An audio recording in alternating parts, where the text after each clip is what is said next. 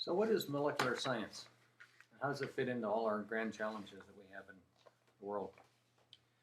Now let's look at some of these pictures here. On the left here you see a bunch of pencils. Pencil lead is graphite, pure carbon. Diamonds are pure carbon as well, but the molecular level structure of graphite and diamond are very different. Molecular scientists have discovered that pure carbon can also be made to bond together into even different structures, carbon nanotubes, graphene sheets, and others, some of which have extreme strength or highly desirable electrical conductivity or light transmission ability. This is an example of molecular science producing new materials. Silicon-based solar cells that you see here, just like on your roof, they allow us to collect light and convert it into electricity using the familiar rooftop solar panels.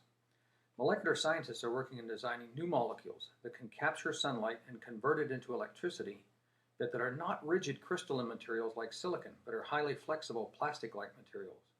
These new light harvesting molecules show promise of being able to be dissolved in a liquid, like in paint, and then painted onto your house to allow the entire exterior surface of your house or a building to serve as a solar energy source.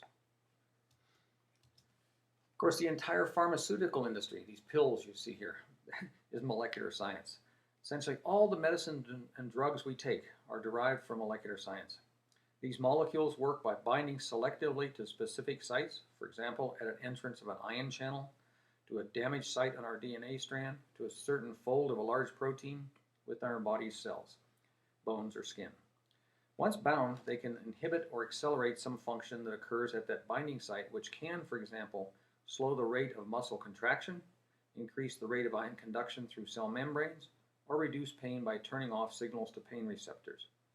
Molecular scientists help find molecules in nature that have specified effects and then design new molecules whose structure is modified slightly relative to the known drugs to enhance the effects of these drugs. In our atmosphere, molecular science also occurs. The effects on our atmosphere, in our surroundings, on our daily life are very much molecular science issues. Understanding and controlling how infrared, IR, radiation bouncing off the Earth's surface is trapped and thus raises the temperature of the air and sea involves studying how the atmosphere's molecules absorb and emit IR radiation and how these molecules transfer their vibrational energy to other atmospheric, ocean, or Earth's surface molecules with which they collide, thereby heating these molecules. Some forms of skin cancer are caused by ultraviolet light striking and fragmenting water molecules in our skin, thus creating hydroxyl radicals, OH. Such radicals attack and break chemical bonds in our DNA and create damaged sites, which eventually cause the DNA to fail in properly replicating its genetic coding. This causes mutations, which eventually produce cancer.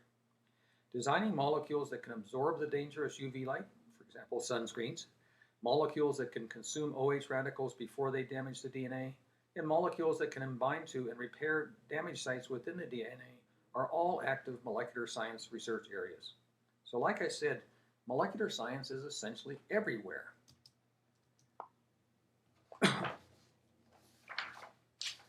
Now, on the left here I show all of the 2013 tsrc workshops. I don't expect you to be able to read all of them. I just want you to see that there's a lot of them. There's like something like 50 of them. These workshops don't have titles like global warming, designer drugs, clean energy, or nanotechnology. Why? Because science is reductive.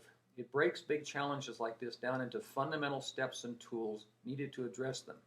The tsrc researchers, expert in various tools, then gather to plan where their tools can be used.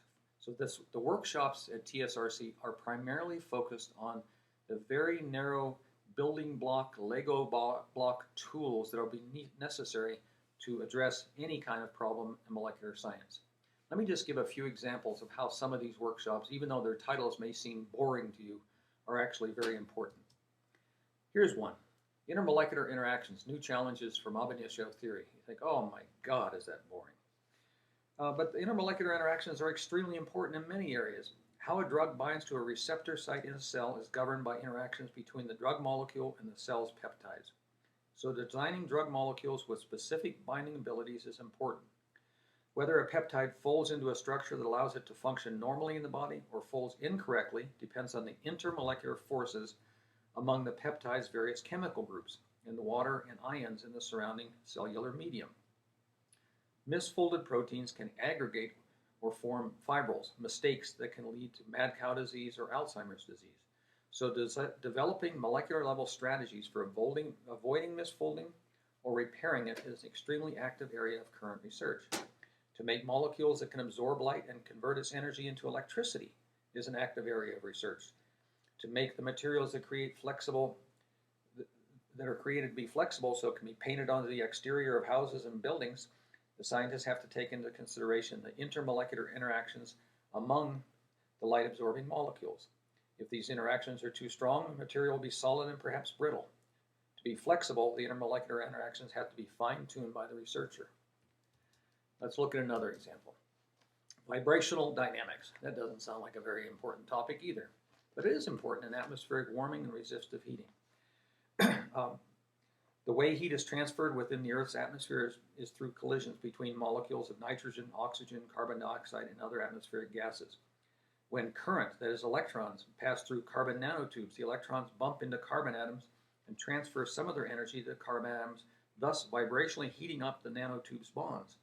These resistive energy loss processes reduce the efficiency of the nanotube, so altering the nanotube's shape or molecular composition to reduce such vibrational energy transfer is important for optimizing these materials' promise as nanowires.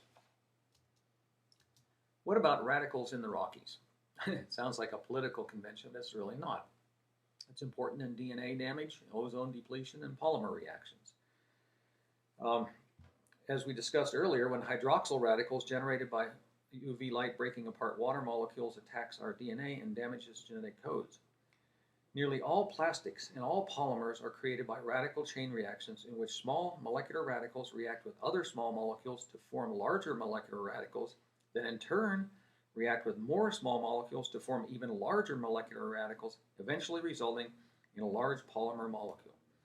The vast industry of polymer chemistry depends on researchers' ability to come up with more efficient radical reactions that can produce new polymers. When certain molecules, fluorochlorocarbons for example, are vented into the atmosphere, they absorb light and break apart to form certain radicals that are highly reactive with ozone. We need ozone in our atmosphere because it absorbs UV light and thus helps shield us from too much UV radiation. Radicals formed by the photodissociation of chlorofluorocarbons happen to react very rapidly with ozone to break the ozone apart into oxygen molecules and oxygen atoms. These reactions mess up the delicate balance between ozone, O3, molecular oxygen, O2, and oxygen atoms, O, and reduces the concentration of ozone in our atmosphere, thus exposing us to increased risk from UV light. Researchers who design new refrigerant molecules that do not create ozone-destructive radicals under UV light are therefore pursuing important work within molecular science. So the bottom line is that today's grand challenge science projects are extremely multifaceted. No one problem or scientist has all the skills, knowledge, and tools needed to address any of them. So the reductive approach of modern science is used to identify the fundamental molecular level issues that are needed to be addressed and the tools needed to address them. The tsrc workshops then allow scientists with the most knowledge in the world in each of these sub-disciplines to gather and share their knowledge, which often leads to advances that benefit more than one societal grand challenge.